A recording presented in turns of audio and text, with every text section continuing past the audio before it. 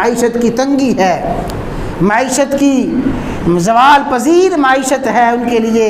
اور فرمایا وَضَرَبَ اللَّهُ مَثَلًا قَرْيَةً كانت آمنہ مطمئنہ یأتیہا رزقہا رغدا من کل مکان۔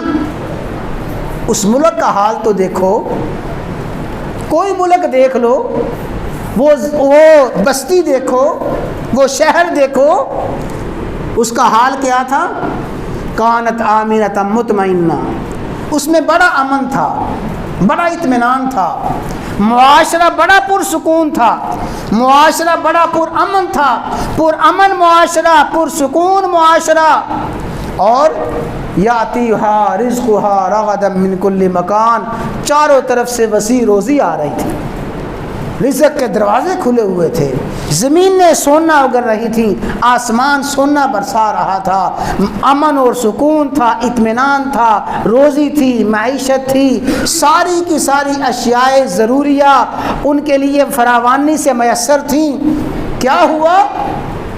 فکفرت بانعم اللہ، اللہ کی نعمتوں کی ناقدری کی، اللہ کی نعمتوں کی ناشکری کی، جس مالک کا کھایا اسی کی ناشکری کی، جس کی زمین پہ بس رہے ہیں اسی خالق کے زمین سے، جس کے آسمان کی چھت کے نیچے رہ رہے ہیں اسی خالق کی ناشکری کی۔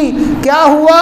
فَأَذَاقَهَا اللَّهُ لِبَاسَ الْجُوعِ وَالْخَوْفِ، اللہ نے ایسی قوم پہ بھوک اور خوف کا لباس طاری کر دیا۔ اب چیخو چلاؤ، واویلا کرو، مہنگائی بڑی ہو گئی ہے، مہنگائی بڑی ہو گئی ہے، مہنگائی بڑی ہو گئی ہے۔ حضرات گرامی، آخر میں یہ عرض کرنا چاہتا ہوں، آج کے حالات میں میرا اور آپ کا اور ہماری اکثریت قوم کا حال یہی ہے، صرف مہنگائی کا واویلا واویلا ہے۔ بالکل ایسے ہی خدا نخواستہ آگ بھڑک رہی ہے اور شور کر رہے ہیں، آگ لگ گئی، آگ لگ گئی، آگ لگ گئی، آگ نے فلاں چیز کو جلا دیا، آگ نے فلاں چیز کو جلا دیا، فلاں چیز کو جلا دیا۔ آگ لگنے کا واویلا ہے، شور اور شرابہ ہے، شور شرابہ کر رہے ہیں، سارے کے سارے کر رہے ہیں، لیکن کسی کو یہ نہیں توفیق ہوتی ذرا آگ بجھانے پہ بھی غور کریں، آگ بجھانے پہ بھی ذرا کوشش کریں۔ واویلا ہے مہنگائی کا، میں اپنے آپ کو دیکھوں، آپ اپنے آپ کو دیکھیں، ہم اپنا جائزہ لیں، اس واویلا کرنے کے علاوہ اور ہم کر کیا رہے ہیں؟ کیا اس واویلا کرنے کے علاوہ اور کچھ کوئی کام ہے؟